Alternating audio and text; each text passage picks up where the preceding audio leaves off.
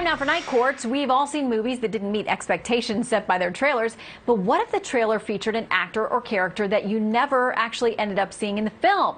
And that was the whole reason you bought the ticket in the first place. That's exactly what happened with the movie 2019 movie yesterday. Advertisements for the film included actress Ana de Armas, but she ended up being cut from the theatrical release. Tonight, Universal Pictures is facing a lawsuit that claims fans of the actress were duped into paying for a movie she was never in.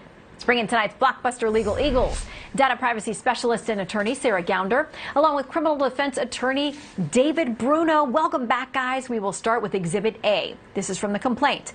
Because consumers were promised a movie with Ana de Armas by the trailer for yesterday, but did not receive a movie with any appearance of her at all, such consumers were not provided with any value for their rental or purchase. Sarah. So it's important to note here, the reason why they took her out is because a testing audience said that there was some complexity with her character in the narrative. And with these trailers, oftentimes they are put out way in advance of the movie release, and they include characters and also scenes that are not included in the movies. Think about your own movies that you like, that are your favorites. Mine is Spider-Man and also Star Wars, and I know that the same thing has happened there.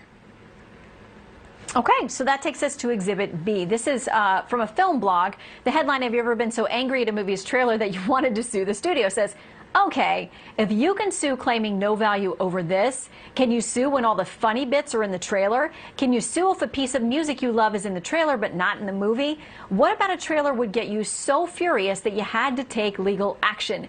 David, is it a frivolous lawsuit? No, it's not. I mean, look, these consumer protection laws are very serious all across the United States.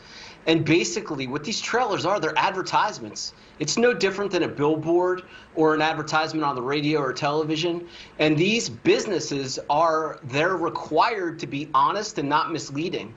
So because the trailer is an advertisement, it has to be true, especially a material issue like this, like a superstar like this actress. And these individuals, they looked at the trailer, they thought she would be in there, and it was not. You know, and if she was taken out, they got to change the trailer. But they continued to show it over and over again, including in promotions. On CBS, one of their morning shows, when the actor appeared, they showed the same trailer. So they know better. They should know better. And because of it, I think this may have legs in a court of law.